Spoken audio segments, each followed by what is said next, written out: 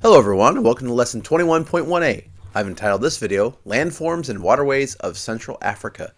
This video is going to cover pages 644 to 646.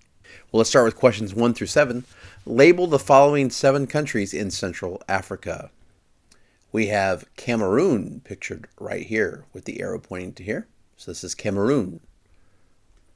We have the Central African Republic. We have the Congo, as the arrow points to this country right here. We have the Democratic Republic of the Congo, right here. We have Equatorial Guinea, right here, very tiny country. We have the country of Gabon, that's that country right here, Gabon. And the island nation of Sao Tome and Principe. Those are the 7 countries that make up Central Africa. Landforms and waterways.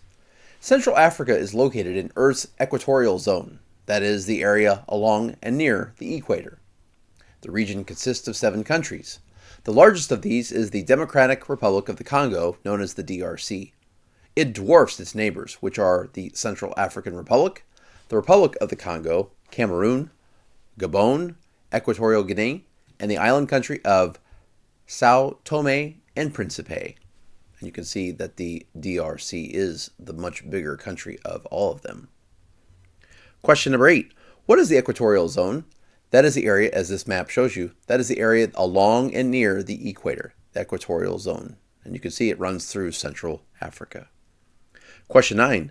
What is the largest country in Central Africa? The DRC, the Democratic Republic of the Congo. As you can see, it is clearly the biggest country in Central Africa. Landforms. The dominant landform of Central Africa is the watershed of the Congo River. A watershed is the land drained by a river and its system of tributaries. At the center of the watershed is a depression called the Congo Basin. A rolling plain spreads across the center of the basin, and high plateaus rise on most of its sides. Question number 10. What is a watershed? A watershed is the land drained by a river and its system of tributaries. And question number 11.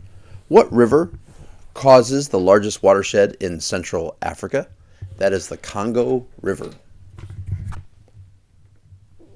The region's eastern edge runs along the Great Rift Valley, also known as the Great Rift System.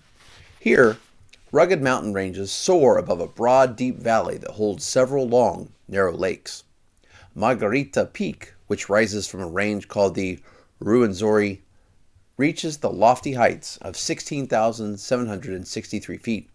Margarita Peak is the highest summit in the region and the 3rd highest on the entire continent, ranking after Kilimanjaro and Mount Kenya.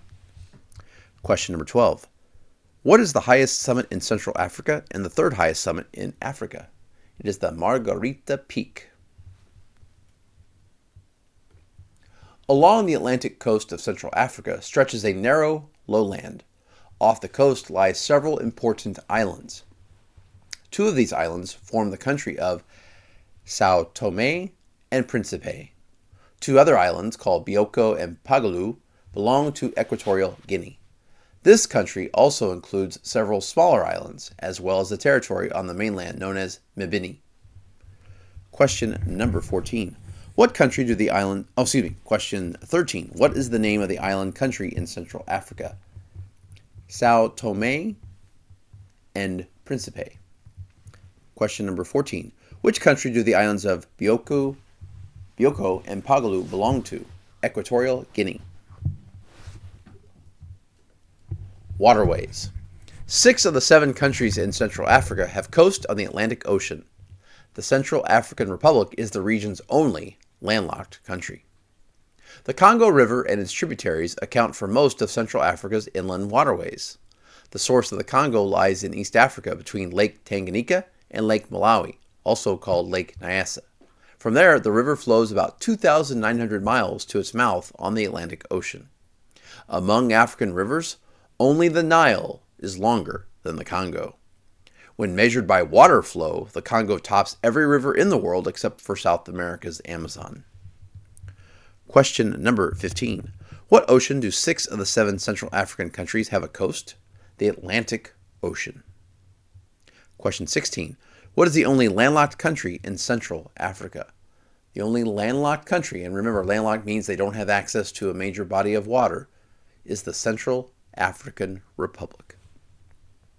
Question number 17. What is the most important river in Central Africa and second longest in Africa? Definitely the Congo River. Difficult navigation. No other river system in Africa offers as many miles of navigable waterways as the Congo and its tributaries. A navigable river is one in which ships and boats can travel. The Congo River is not navigable for its entire course, however. Several series of cataracts and rapids interrupt the passage of ships on the river. Question 18. What is a navigable river? That is a river in which ships and boats can travel. Question 19. What is a cataract? A cataract is a part of a river that is very shallow and rocky, and so it's very difficult for ships to pass through a cataract. Perhaps the most significant of these interruptions occurs rather close to the mouth of the Congo River. Only about 100 miles from the Atlantic Ocean lie cataracts that block seagoing ships from traveling farther inland. The seaport city of Matadi is found here. Downstream from Matadi is the final part of its journey. The river widens into an estuary, a passage in which fresh water meets salt water. Question number 20. What is an estuary? Once again, that is an area where fresh river water mixes with salty ocean water, and we've had that one before. The Congo River is important to Central Africa for several reasons. First, it provides a livelihood for people who live along its banks. They use the river's water for agriculture and depend on its fish for food. Second, the river is a vital transportation artery. Although the cataracts and rapids prevent ships from navigating the entire river, ship traffic connects people and places along various sections of the river. Finally, dams on the river generate hydroelectric power. Well, that's all I have for you today. Thank you so much for watching. Before we go, of course, I have something for you. Since we did talk about the equator today, I thought I would offer this. If polar bears live at the poles, why don't we have equator bears on the equator? Thank you so much for watching, and have a great day.